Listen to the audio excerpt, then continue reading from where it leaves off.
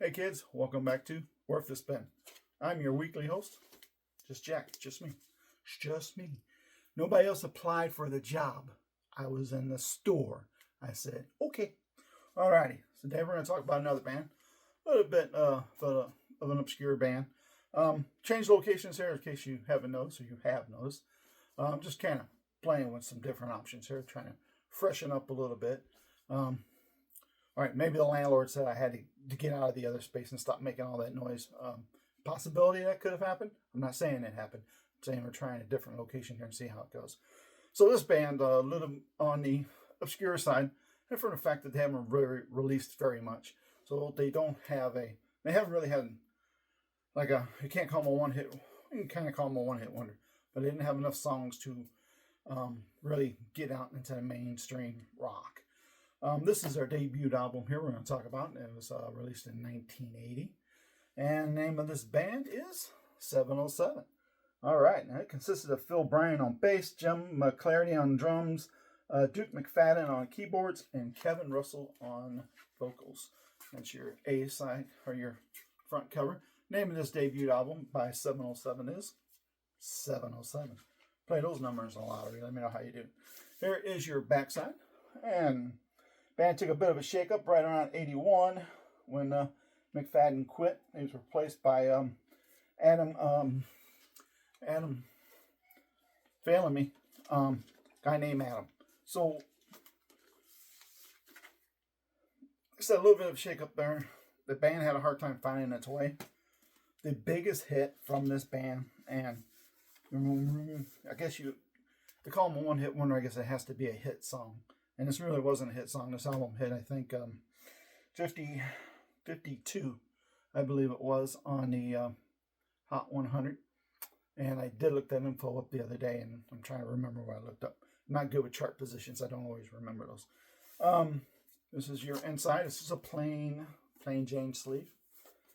Companies were big about that. I'll tell you one that they did in the 80s. I really hated that Def Leppard albums came out with. It was kind of a cheap plastic bag type thing, and you open it up, take the record out, and then stick to it static, and you go to try to put it back in there and just bubbled up into a mess, and you got aggravated and just wind up tossing it to the side, and then your record's sliding around and never finding any type of protection whatsoever.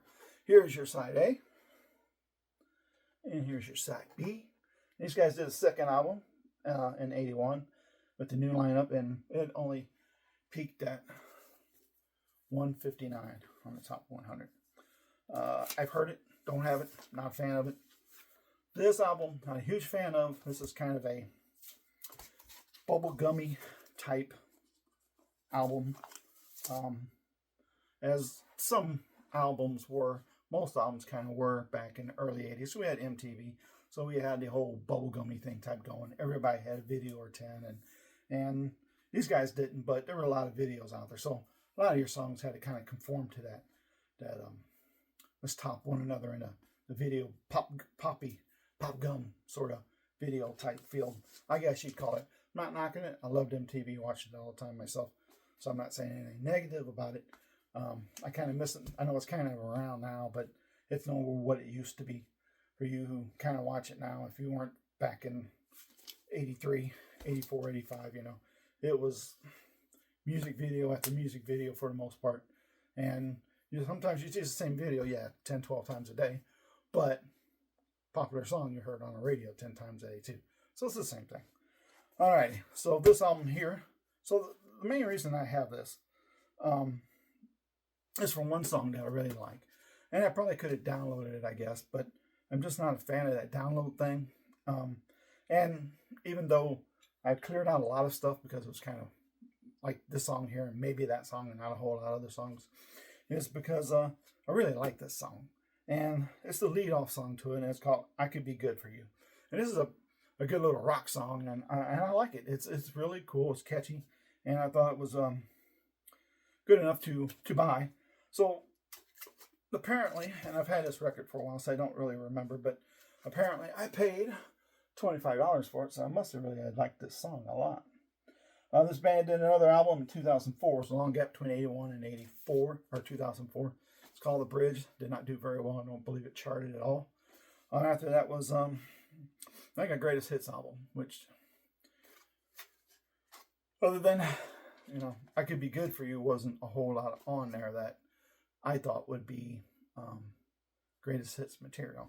But not real crazy about this. I do like the rest of this album. It's not bad. It's pretty good. But the lead off song is the best thing on here, I think. So it's worth a spin. Like I say, everything's worth a spin. You check it out one time, and hey, either I like that, I'm going to keep that, or you don't like it, and I'm not going to keep it. But then I always recommend too. They'll do you can look on YouTube and get music on there to listen to for free. Listen to the videos and for somebody who wants to pay to download music on there, and so you can probably see the song and kind of a video that was made for it. Some videos that were made in real early were like a promotional type video, so they weren't like polished and stuff like for MTV and that. But it's a good song. I like it, and I wish I could tell you a whole lot more about the album. There's not a lot of backstory, not a lot of drama, not a lot of things that happened, and band shakeups and stuff like that. It's just a band who put an album out that had one really good song, and the rest of the stuff on there is it's all right. In case you're curious, the rest of side one after I Could Be Good For You is Let Me Live My Life, One Way Highway, Save Me, and You Who Needs to Know. You Who Needs to Know. I have no idea. I don't remember what the song was like. I listened to this album, I think, once or twice. Probably twice, because I'll listen to it once and I'll listen to the album once and go, and I'll listen to it twice and I'm still saying, so it's kind of, So this is the way that I usually I listen to new music. Oh, side two, sorry, I forgot you asked about that. Side two, we have Slow Down, Feel This Way, Waste of Time, Whole Lot Better, and The End. The end's not on there, that's the whole end after. Whole lot better. So I kind of listen to music different than most people, and I always have. So when I get a new album, no matter who it's by, I listen to it the first time I listen to it. Generally, the entire album, all the songs. I'll just listen to it, play it, listen to it. Next time I go through, I kind of focus on one aspect or another. Like the second time I listen to it, maybe I'll concentrate on the guitar playing. Then third listen through, kind of concentrate on the drums and concentrate on the instruments that's going on the sides. That'd be trumpets or maracas or whatever's going on there, and kind of get a feel for how it's put together, how the album was put together. That's how I like to listen to new stuff that I haven't listened to before. And then after I do that, then I'll listen to it again another time with the full thing, because now I know that I'm going to hear these parts here for the drums, these parts here for the guitar, these parts here where singer's doing whatever he's doing, and it's all blending together to make this song. I like the aspect of how a record, how a song comes together. I like that. Nothing super special put together wise on here. It's just one of those. It's another one of those radio station that is in my area, and it's been in my area for 50 plus years, and used to be one of their KC Classics, one of those songs that on Sunday, they play. So KC Classic, I think they rebranded it as the Lone Classic, and I think it got branded yet again as something else. And they don't really do that much anymore. It's just they play kind of whatever, and they play really great stuff, but I'm not, and like a lot of people, I'm not local station listening kind of anymore. Since I got a vehicle that has a Sirius XM thing in it, and I've been listening to been stuck on the Beatles channel, imagine that, for the life of the truck at 6-7 years, whatever it's been. So I've not really got off to local stations. Local stations are good. You should support them. We need to have them. They're like local TVs. A lot of commercials, and I'm tired of having advertisements shoved in my face all the time about buy this, buy that. I'll buy what I want to buy. You can't go to the movie theater anymore now. I hear they're upping their ads in the movie theater, so you're looking at like a half-hour ads before a movie now. Not that it wasn't close to that before. So the satellite thing is I like because you don't have all that advertisement. I don't want to hear all that. I just want to hear the music, man. I don't want to hear, to buy this and buy that. I go to the store if I need whatever I need. I look and if a brand sticks out to me or whatever, I buy it. I don't need you trying to con me into buying it. So, but this is a good album. And again, I wish I could play, this is what it sounds like, and play you clips off of it, because I think that would help you to get an idea of what the band sounds like, or what that in particular song I'm talking about sounds like. But it's just not something that's doable for me. It's a good album. It's a good album. It's worth the spin. It is. Like I said, everything is worth the spin. So let me get the glare off of it.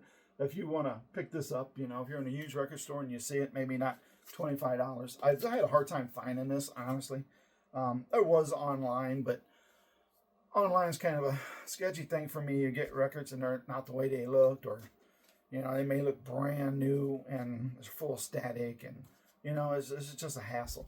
So I buy very few online, mostly from if it's somebody that I know or bought from before and I know what I'm going to get. But you'll find this probably in some really good record stores. I don't have a lot of really good record stores in my area. They have the mainstays, the constants, the AC/DCs, the Led Zeppelins, the Foreigners, the ZZ Top, all that kind of stuff. They have all that kind of stuff. And though they may not have a really good catalog selection of those groups, that's mainly what they carry, because people come in. It's like, looking for Zep 4, you got that? Cool, I'll take that, And that's kind of what a lot of the basic music buying customer is these days. So I'm looking for the more obscure stuff, the more alternate version type stuff, the more of stuff in that nature. And that's what I like. This is a hard one to find. It was a hard time finding this record. Not that it was like an everyday search for it, got to find it kind of thing. It's just, I'd look for it. Hey, have you heard of it? No, I haven't heard of that band, or I might have heard of them. We might have had it in, or I have no idea who you're talking about. So eventually I come across somewhere, and I don't know where because it doesn't say on this label, but some record store I came to had this, and I bought it. And I don't know if I really paid that $25. Seems kind of high. I might have. But it is what it's marked. It is what it is. It's not a $25 song, not a $25 album. So if you can find this thing and you want to just buy the vinyl, take it home, listen to it, certainly worth a spin. I love it. The first song is lead off song is excellent. After that, it's just kind of so-so, unfortunately. But good. It's worth the spin. It's worth listening to, like I said, once or twice. Who knows? Like I always say, you never know. You could go and get this, and they didn't really say very much good about it, but it's like $10. Oh, what the heck? I'll try it out.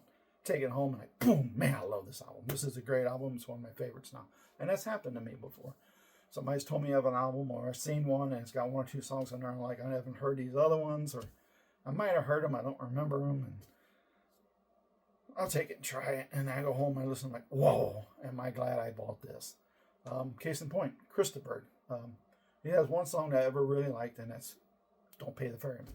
So I finally found that, and it was basically for one song, because I love that song. And the video is one of those that's MTV video constantly all the time. It stuck in my head as soon as I seen it. I heard that song playing in my head, and I saw that video, and I bought it. And I'm like, I didn't want to pay too much for it, so I kind of talked the guy down. I don't remember how much it was, but I kind of talked him down, almost half off what it was. And, I'm like, I only want this. It's got the one song. That's all I really care about. It's all this good song he's got. He's like, no, Christopher has some good music. I'm like, I don't think so. It's the only song I've really heard that I like. And so he made me a deal on a record. I know that. And so we'll take it and try it. Maybe it'll feel differently. I'm like, yeah, sure, you never know. Take it home, listen to it. And I love that album. And I don't remember the name of it offhand. I have it downstairs, so I'll have to do a little review-y thing on it. But I listened to it, and I love that album. I'm like, wow, this is a great album. It's like every song on there is great. I think the other one on there that was a hit at the time I didn't care for was The Lady in Red. So I didn't really care for that album at the time, and over the years it never stuck with me, just the one song. But then after finding it again, I think like a couple, 2-3 years ago, and then, going ahead, I'm going to listen to this whole thing and see how it is. And wow, this is a great album, and I love every song that's on it now. So you never know. There's always a treasure somewhere out there. You just got to find it. Alrighty, so that's all I got for you today. Another short one, but hey, you're getting 2 videos in a week. That's pretty odd for me. But 707, it's a band. 707 is the name of the album. And the lead-off song, I Could Be Good For You, is the killer. So anyway, that's all I got for you. Now, a lot of behind the scenes on this one. Again, This band just kind of crawled along, a couple of albums, then a couple of greatest hits albums, which kind of weird. And then, you know, some of these bands aren't really big like in America, but they go into other countries and they're really huge. So that does happen.